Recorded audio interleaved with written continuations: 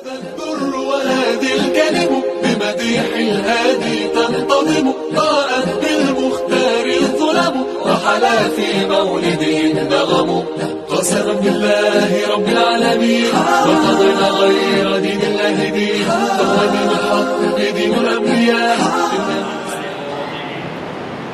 جو اللہ کے ساتھ کسی اور کو الہ اور معبود سمجھتے بھی نہیں ہے، بلاتے بھی نہیں۔ اس پر گزشتہ جو میں بات ہو رہی تھی کہ جب رسول اللہ صلی اللہ علیہ وسلم سے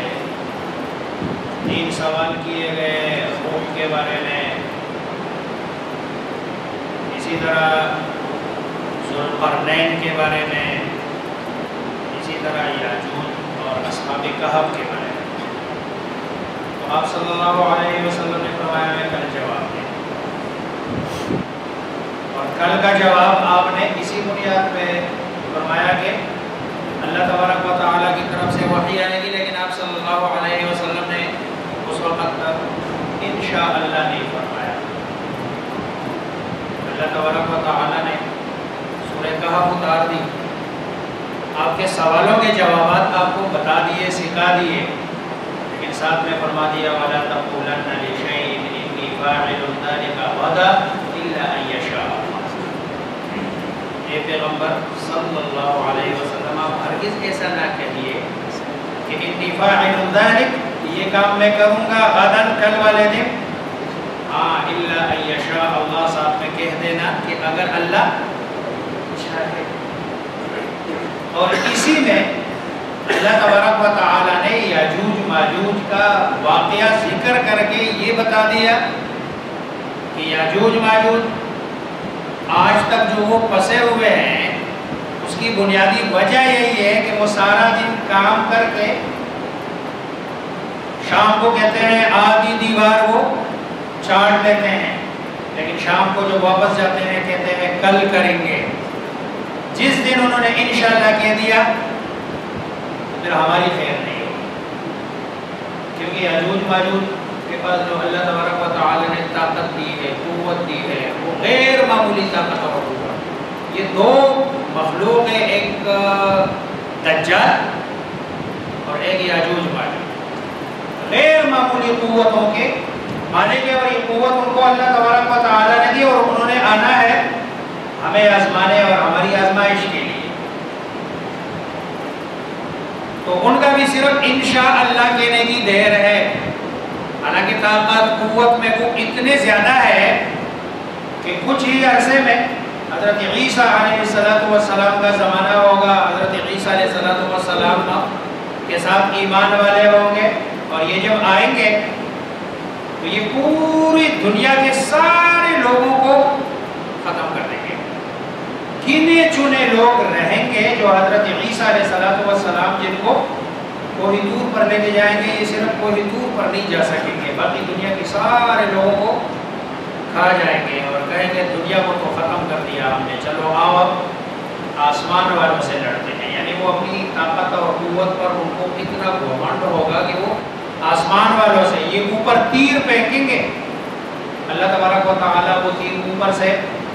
رنگین سرخ رنگ سے بھیجیں گے، یہ خوش ہوں گے، تالیاں بجائیں گے کہ ہم نے ایک بندہ مار دیا، تب تو یہ تیر آ رہا ہے۔ پھر حضرت عیسیٰ علیہ السلام اللہ کے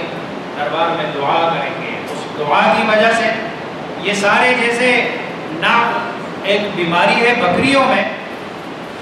جو ناک میں لگتی ہے ان کو اور ریوڑوں کر ریوڑ اس سے ختم ہو جاتا ہے، کہ وہ بیماری آئیں گی اور یہ سارے کے سارے ختم ہو جائیں گے۔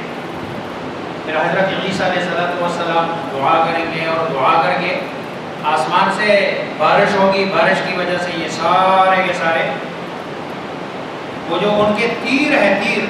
باقی وہ جتنا عرصہ ہے مسلمان جو رہیں گے ان کے تیر کی جو لکڑیاں ہیں نا وہ اتنے زیادہ ہوں گے کہ باقی سارا عرصہ آگ اسی سے جلائیں گے اور ان کا گزارا ہوگا اس سے۔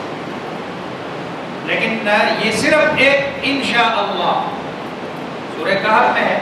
کہ انشاءاللہ نہیں کہہ رہے، جس دن انشاءاللہ کہہ دیا، بتلانے کا مقصد یہ ہے کہ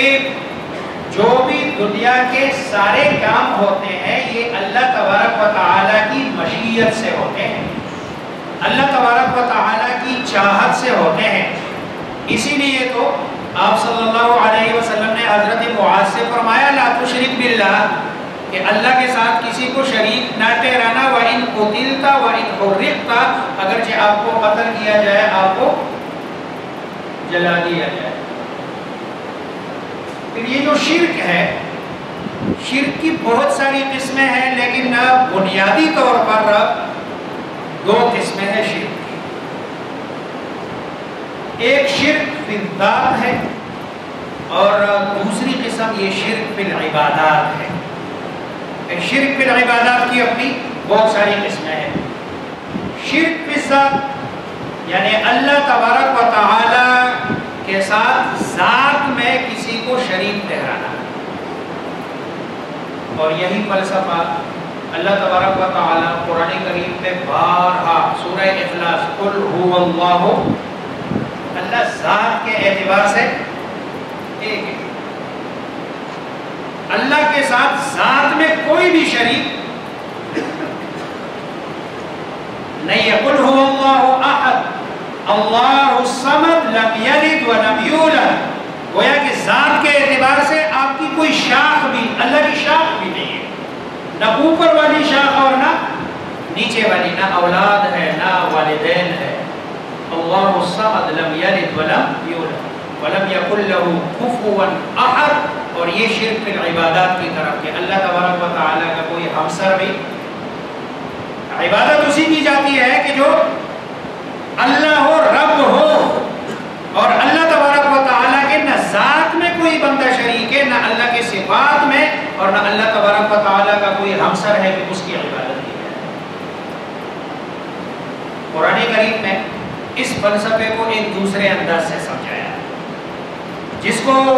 مناطقہ کہتے ہیں، دلیلی تمانع۔ لو کان فیہما آلہۃ الا اللہ لفسدتا، اگر ہوتے زمین و آسمان میں کوئی اور الہ اللہ کے علاوہ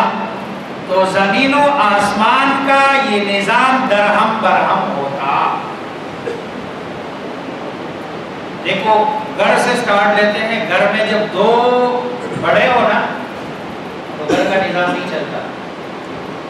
اگر بڑا ایک ہو اور ایک ہی بندے کی بات چلتی ہو تو گھر کا نظام چلتا ہے، لیکن اگر بڑے دو ہو جائے، باپ بھی بڑا اور ساتھ میں بیٹا بھی کہتے ہیں میں بھی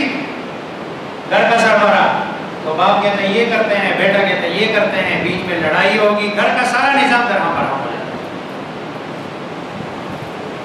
اسی طرح کسی بھی ادارے کے اگر سربراہ دو ہو جائے تو سارا کا سارا نظام، دو سربراہ، ہاں ڈپٹی ہو سکتا ہے، کوئی اس کا نائب ہو سکتا ہے، کوئی اس کے ماتحت نیچے نمبر 2 ہو سکتا ہے، لیکن نہ اس کے برابر اگر کوئی بندہ ہوگا تو وہ نظام نہیں ہوگا،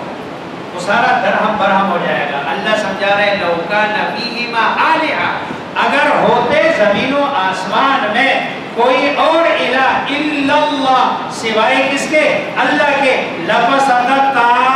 تو زمین و آسمان کا یہ نظام درہم برہم۔ اب ہم دیکھ رہے ہیں اپنی عمر کے حساب سے 60 سال 50 سال 40 سال سے ہم دیکھ رہے ہیں کہ سورج آج کی تاریخ میں جس ٹائم پہ پچھلے سال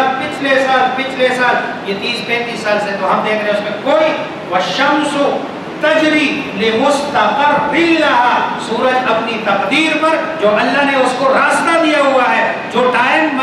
جس تاریخ کو اس کے طلوع ہونے کا ہے اس اور جو ٹائم اس کے غروب ہونے کا ہے، اس میں 1 سیکنڈ کا بھی فرق نہیں آتا، اور یہ اس لیے نہیں آتا کہ اس کو چلانے والی ذات ایک ہے، ذالک تقدیر العزیز العلیم۔ اب یہ ایک ہی قرآن کی یہ ایک ہی ہے، لو کان فیہما، اگر بندے کے اندر عقل ہو، سمجھ ہو، فہم ہو، اس کو بھی سوچ لینا تو اللہ تبارک و تعالیٰ کی وحدانیت سمجھ آ جائے۔